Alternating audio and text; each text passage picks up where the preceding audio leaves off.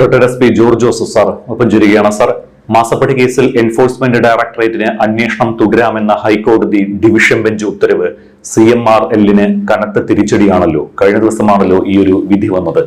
ഇനി കേസിൽ കൂടുതൽ അറസ്റ്റ് നടക്കാനുള്ള സാധ്യത കാണുന്നുണ്ടോ? കാരണം മാസപ്പടി കേസിന്റെ അന്വേഷണത്തിന് മേൽനോട്ടം വഹിക്കുന്നതിനായി എൻഫോഴ്സ്മെന്റ് ഡയറക്ടർ രാഹുൽ നവീൻ കൊച്ചിയിൽ എത്തിയിട്ടുണ്ട്. രാഹുൽ നവീനെ കുറിച്ച് സാറിനും കൃത്യമായിട്ട് അറിയാമല്ലോ. മുൻപ് പശ്ചിമ ബംഗാളിൽ തൃണമൂൽ കോൺഗ്രസ് നേതാവ് ഷെയ്ഖ് ഷാജഹാനെതിരായ റേഷൻ കുംഭകോണം അന്വേഷിക്കുന്നതിനിടെ അവിടെയും കേരളത്തിലേതിന് സമാനമായി ED ഉദ്യോഗസ്ഥർ ആക്രമിക്കപ്പെടുന്ന ഒരു സാഹചര്യമുണ്ടായിരുന്നു. അന്നും രാഹുൽ നവീനാണ് ബംഗാളിൽ തമ്പടിച്ച് ഈ കേസ് അന്വേഷണത്തിന് മേൽനോട്ടം വഹിച്ചത്. ED കേസിൽ ഡൽഹി മുഖ്യമന്ത്രിയായിരുന്ന അരവിന്ദ് കെജ്രിവാൾ, BRS നേതാവ് K. കവിത, ജാർഖണ്ഡ് മുൻ മുഖ്യമന്ത്രി ഹേമന്ത് സോറൻ ഇവരുടെയൊക്കെ അറസ്റ്റിന് നേതൃത്വം നൽകിയതും ഇതേ രാഹുൽ നവീനായിരുന്നു. അപ്പോൾ എന്തോ നിർണായകമായ നീക്കങ്ങൾ വരുന്നുണ്ട് എന്ന സൂചനയാണോ രാഹുലിന്റെ ഈ കേരളത്തിലേക്കുള്ള വരവ്? തീർച്ചയായിട്ടും അങ്ങനെയായിരിക്കും. കാരണം EDയെ ഉപദ്രവിച്ചവരാണ്. ഒരു വിട്ടുവീഴ്ചയ്ക്കും ED തയ്യാറല്ല. നിയമപരമായി മാത്രം അവർ മുന്നേറും. അത് കുറച്ച് സ്ലോയിലായിരിക്കും നീക്കം എന്ന് നമുക്കറിയാം.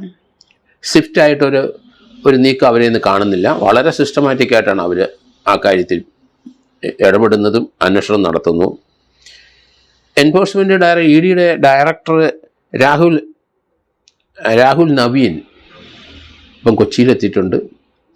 EDയിലെ ഈ റെയ്ഡുമായിട്ട് ബന്ധപ്പെട്ട് പങ്കെടുത്ത എല്ലാവരുമായിട്ട് സംസാരിച്ചു കഴിഞ്ഞു. ഇന്നലെ അടുത്ത നീക്കത്തിലേക്ക് അവർ മുന്നേറുകയാണ്.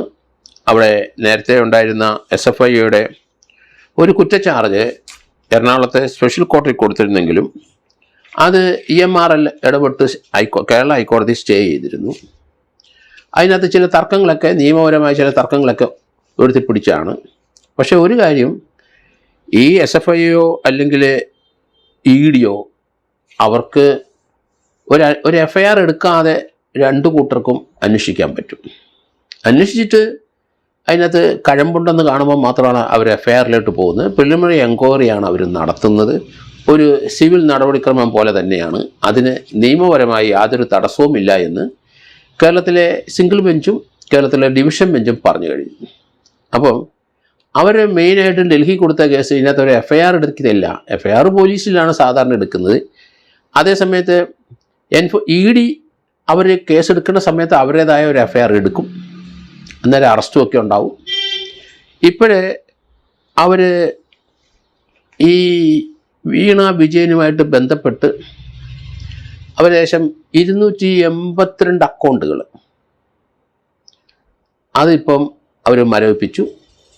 അതിനകത്ത് 18.5 കോടി രൂപയുടെ ട്രാൻസാക്ഷൻ ഉണ്ട്, അല്ലെങ്കിൽ അത്രയും ബാലൻസ് ഉണ്ട്.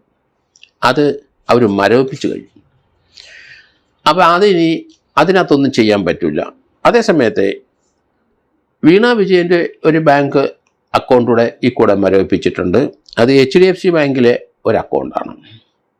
അവർ ED വിശദമായി വീണ വിജയനെ ചോദ്യം ചെയ്യുന്നതിന് ഉടൻ തന്നെ സമൻസ് കൊടുക്കും.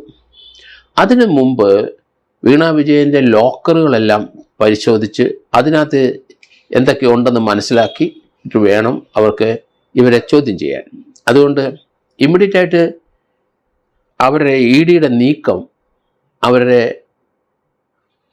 ലോക്കർ പരിശോധിച്ച് അതിലെന്തെങ്കിലും ഉണ്ടോ എന്ന് നോക്കുകയാണ് ഇപ്പോഴത്തെ ശ്രമം. അത് കഴിഞ്ഞാൽ ആ ലോക്കറിനകത്ത് എന്തെങ്കിലും ഉണ്ടെങ്കിൽ, സൂക്ഷിച്ചിട്ടുണ്ടെങ്കിൽ അതുമായിട്ട് ബന്ധപ്പെട്ട ചോദ്യങ്ങൾ അവരോട് ചോദിക്കണമല്ലോ. അതുകൊണ്ട് ആ ലോക്കർ പരിശോധനകൾ എല്ലാം കഴിഞ്ഞ ശേഷം ഇവർക്ക് നോട്ടീസ് കൊടുക്കും.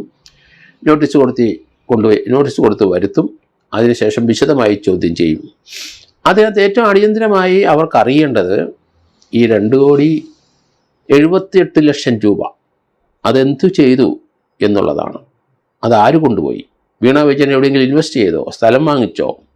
ആ പണം എങ്ങോട്ട് പോയി? എന്തിനു ഉപയോഗിച്ചു? അതാണ് അടിയന്തരമായി EDക്ക് അറിയേണ്ട ആവശ്യം. അതിലേക്കാണ് ED സഞ്ചരിക്കുന്നത്. അതിന് പ്രാരംഭമായിട്ടാണ് വീണ വിജയൻ്റെ ലോക്കറുകൾ പരിശോധിക്കുമെന്നും അതുമായിട്ട് ബന്ധപ്പെട്ട 282 ബാങ്ക് അക്കൗണ്ടുകൾ മരവിപ്പിക്കാനും കാരണം അത് തന്നെ. ഇവിടെ ചെയ്യാത്ത സേവനത്തിന് പ്രതിഫലമായി 2 കോടിയിലധികം രൂപ കൈപ്പറ്റിയതിന് കൃത്യമായ തെളിവുകൾ ഉണ്ടെന്നും വളരെ വിപുലമായ മാനങ്ങളുള്ള കേസാണ് ഇതെന്നുമാണ് കഴിഞ്ഞ ദിവസം ED കോടതിയിൽ വാദിച്ചത്. അപ്പോൾ വീണയ്ക്ക് കുരുക്കാകുമോ ഈ ഒരു കേസ്? തീർച്ചയായിട്ടും കുരുക്ക് തന്നെ. വീണയ്ക്ക് മാത്രമല്ല, വീണയുടെ പിതാവിനെ ഇവർ ചോദ്യം ചെയ്തില്ലെങ്കിലും അതിലോട്ട് ED സഞ്ചരിച്ചിട്ടില്ല. പക്ഷേ അതിലേക്ക് ED സഞ്ചരിക്കും.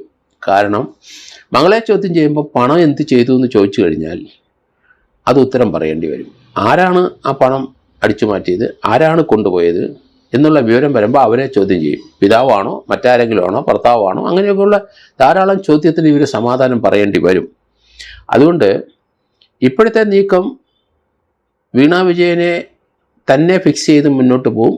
അവർക്ക് എക്സ്പ്ലെയിൻ ചെയ്യാൻ പറ്റാത്ത സാഹചര്യം വരുമ്പോൾ ആ പണം വാങ്ങിയ ആളെ അവരെയും കൂടെ ഉൾപ്പെടുത്തി ചോദ്യം ചെയ്യലുണ്ടാവും.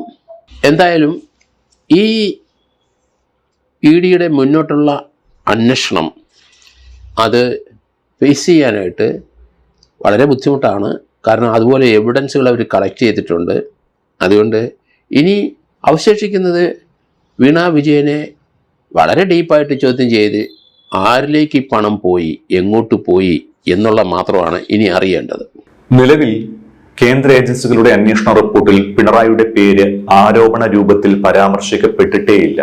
2015 തുടങ്ങിയ മകളുടെ കമ്പനിക്ക് 50 ലക്ഷം രൂപ കടമായും 2.78 കോടി രൂപ പ്രതിഫലമായും കർത്തായും സംഘവും നൽകിയത് പിണറായി എന്ന മുഖ്യമന്ത്രിയുടെ സ്വാധീനം ഉറപ്പുവരുത്താനാണ് എന്നാണ് പ്രധാനമായിട്ടും ആരോപണം ഉന്നയിക്കുന്നത്.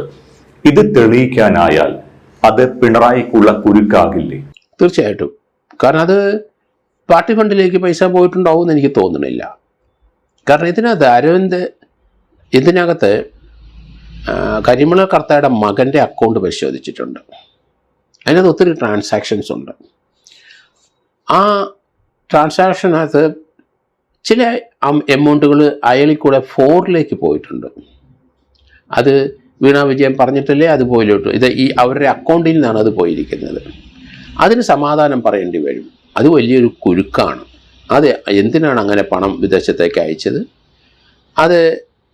അതിനകത്ത് വയലേഷൻസ് ഉണ്ട്. അതിന് പ്രീവിയസ് സാങ്ഷൻ വാങ്ങിച്ചിട്ടില്ല. അത് കള്ളപ്പണമായിട്ട് കണക്കാക്കേണ്ടി വരും. അതുകൊണ്ട് വീണ വിജയന് വലിയ കുരുക്ക് തന്നെയാണ്. അത് അറസ്റ്റിലേക്ക് നീങ്ങും എന്ന് തന്നെയാണ് ഞാൻ കരുതുന്നത്. ഈ ED മരവിപ്പിച്ച 242 അക്കൗണ്ടുകളിൽ പലതിലും വിദേശ പണമിടപാടുകൾ നടന്നിട്ടുണ്ട് എന്ന് പറയപ്പെടുന്നു. പക്ഷേ വീണയുടെ മരവിപ്പിക്കപ്പെട്ട അക്കൗണ്ടുമായി ബന്ധപ്പെട്ടും അത്തരം ഇടപാടുകൾ ഉണ്ടോ എന്നതിന് തെളിവുകൾ ശേഖരിച്ചു വരികയാണ് ED.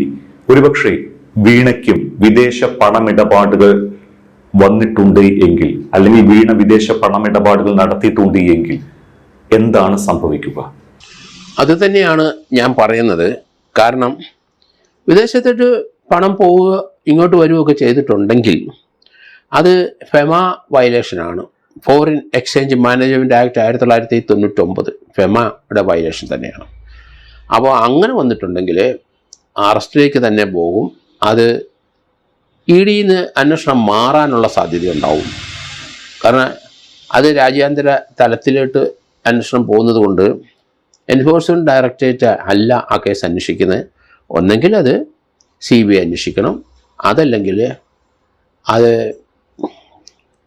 NIA അന്വേഷിച്ചേ പറ്റുള്ളൂ. ഫെമയുടെ ഒരു പ്രശ്നം ഇതിനകത്ത് കാണുന്നുണ്ട് ഞാൻ. അതുകൊണ്ടാണ് ഞാൻ പറഞ്ഞത് ഇതിനകത്ത് EDയിൽ നിന്ന് അന്വേഷണം മാറിപ്പോവും. ഒന്നെങ്കിൽ CBIയിലേക്ക് വരും, അല്ലെന്നുണ്ടെങ്കിൽ NIAയിലേക്ക് പോയേ പറ്റുള്ളൂ. കാരണം NIAയുടെ പരിധിയിൽ ഈ മിനറൽസ് ഇവിടുന്ന് എക്സ്പോർട്ട് ചെയ്ത് വിദേശത്തേക്കൊക്കെ പോകുമ്പോൾ അതിനകത്ത് റേഡിയോ ആക്റ്റീവ് സബ്സ്റ്റൻസ് ഉണ്ടാവുന്നിട്ടുണ്ടെങ്കിൽ അത് തീർച്ചയായിട്ടും NIAക്ക് അന്വേഷിക്കാൻ ഒക്കുള്ളൂ. അതുകൊണ്ടാണ് ഞാൻ പറഞ്ഞത് തീർച്ചയായിട്ടും അന്വേഷണം ഡൽഹി കേന്ദ്രീകരിച്ച് ഡൽഹിയിൽ FIR ഇട്ട് പോകും. EDയുടെ അടുത്ത സ്റ്റെപ്പ് അങ്ങനെയാണ് എന്നെനിക്ക് തോന്നുന്നത്. ഒരുപക്ഷെ NIA കൂടി ഈ അന്വേഷണത്തിന്റെ ഭാഗമാകുകയാണ് എങ്കിൽ, അല്ലെങ്കിൽ മാസപ്പടി കേസിൽ NIA കൂടി വരികയാണ് എങ്കിൽ ഈ കേസിന്റെ ഗതി തന്നെ മാറി മറിയുമോ? ഉറപ്പായിട്ടും മാറി മറിയും. കാരണം ഇതിനകത്ത് ലിങ്കേജ് പല പ്രശ്നങ്ങളും NIA വന്നു കഴിഞ്ഞാൽ വിദേശത്തുനിന്ന് ഇന്ത്യയിലേക്ക് വന്ന ഫോറിൻ മണി, ഇവിടുന്ന് അങ്ങോട്ട് പോയ സാധനങ്ങൾ ഇതൊക്കെ തീർച്ചയായിട്ടും വെളിയിൽ വരണമല്ലോ. അപ്പം അന്വേഷണ തലങ്ങൾ മാറും, വ്യക്തികൾ മാറും. ഇതുമായിട്ട് ചേർന്ന് ചില ഫണ്ടുകൾ അങ്ങോട്ടും ഇങ്ങോട്ടും മാറ്റിയിട്ടുണ്ടെങ്കിൽ അതൊക്കെ അന്വേഷണ പരിധി വരും. അങ്ങനെ വരട്ടെ. കാരണം അത് രാജ്യദ്രോഹകരമായ ഒരു പ്രശ്നമല്ലേ.